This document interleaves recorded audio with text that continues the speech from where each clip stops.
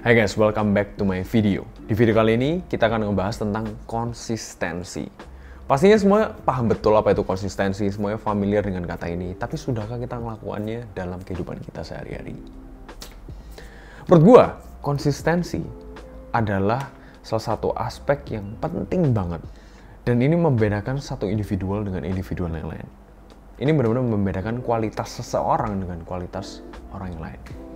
Gue punya beberapa teman yang benar-benar mereka committed, konsisten ngelakuin satu hal dalam kehidupan mereka. Dan akhirnya mereka sekarang jadi di area tersebut.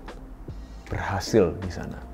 Konsisten. Gue inget dulu waktu gue masih kuliah di San Francisco, ada dua aspek yang benar-benar melekat dalam kehidupan gue, yaitu pelayanan dan pastinya sekolah.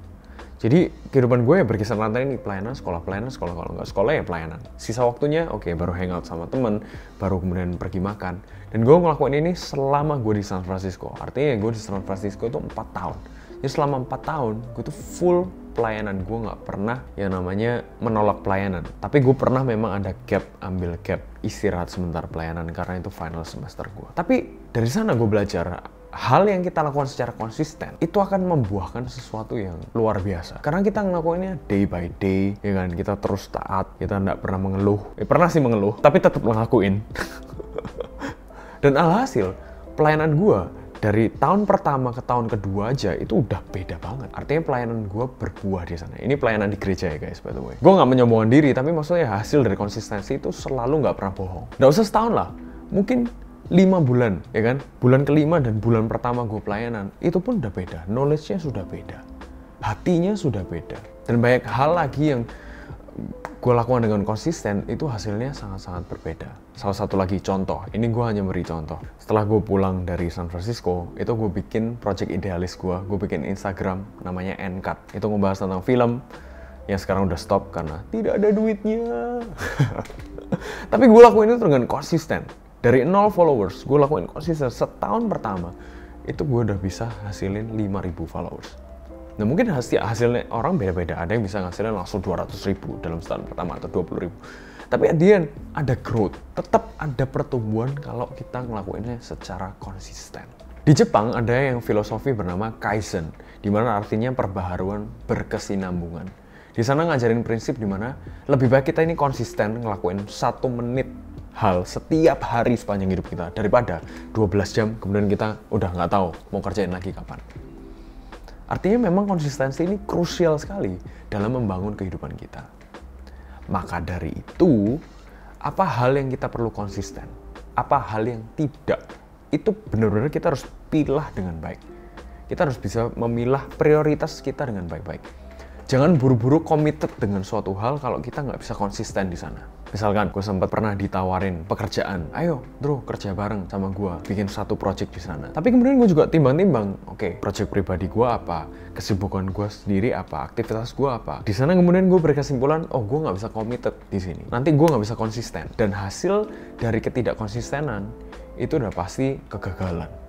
Ya kan? Karena ya bolong-bolong, kadang iya, kadang enggak. Dan hal yang gue nggak bisa konsisten di sana, gue cenderung nggak akan ambil. Atau mending ambil short term kontrak aja. Oke, gue bantu lu di satu project ini aja, setelah itu udah selesai. Demikian juga kehidupan kita, apa hal yang kita benar-benar mau konsisten, yang kita mau lihat pertumbuhan hidup kita ada di sana.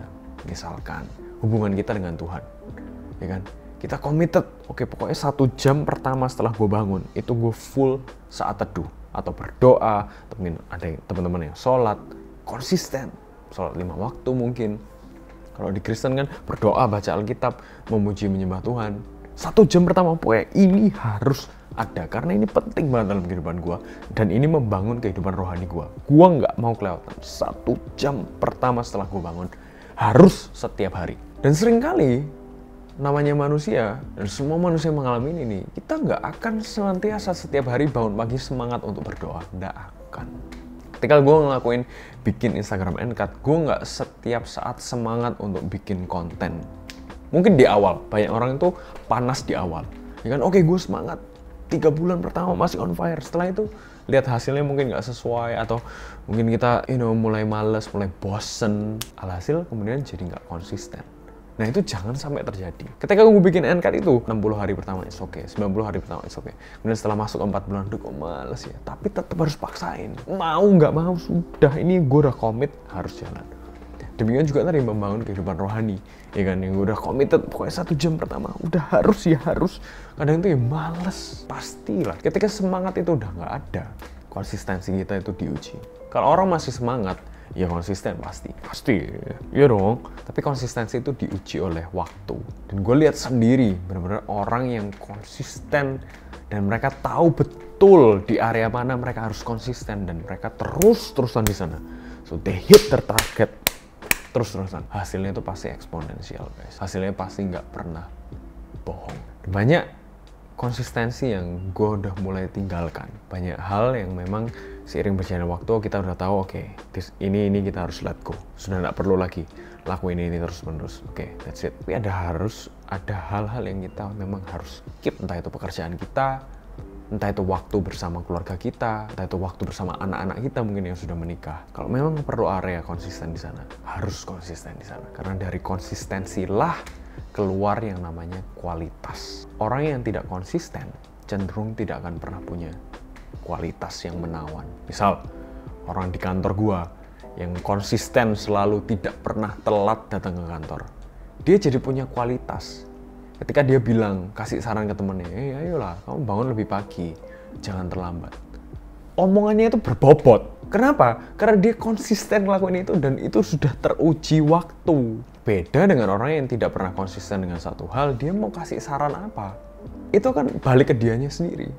Jadi susah, nggak bisa. Karena perkataan dan perbuatannya berbeda dan tidak teruji. Itu loh. Orang yang konsisten setelah melewati berapa tahun, tetap berintegritas, tetap menjaga kejujuran, tetap nggak pernah telat datang ke kantor, omongannya jadi berkualitas. Omongannya tok loh benar. Hidupnya jadi berkualitas, jadi naik kelas, jadi berbobot. Dan itu yang kita rindukan dari yang namanya konsistensi. Maka dari itu, mumpung kita masih muda guys, mulai catat hal-hal yang apa kita harus konsisten. Hal-hal mana yang kita harus benar-benar konsisten, committed, seumur hidup. Bahkan kalau kita bisa lakukan, ya harus seumur hidup. Dan jangan pernah tinggalkan itu. Dan nanti kelak kalian akan melihat hasilnya sendiri. Gua yakin itu. So, tetap konsisten, tetap semangat, catat hal-hal prioritas mana yang kalian harus tetap konsisten. Mulai buang hal-hal yang memang sudah tidak penting dalam kehidupan kalian. Let go. Dan juga satu lagi, saran gue yang tadi, jangan buru-buru committed dengan suatu hal kalau kita nggak bisa konsisten di sana. Kalau kita nggak bisa tepati janji kita di sana, maka hidup kita pasti akan berkualitas. Wow, keren banget. Ini gue juga belajar banyak sih guys, belajar banyak. So, tetap semangat guys. Thank you guys for watching this video. I'll see you guys in the next video. God bless you and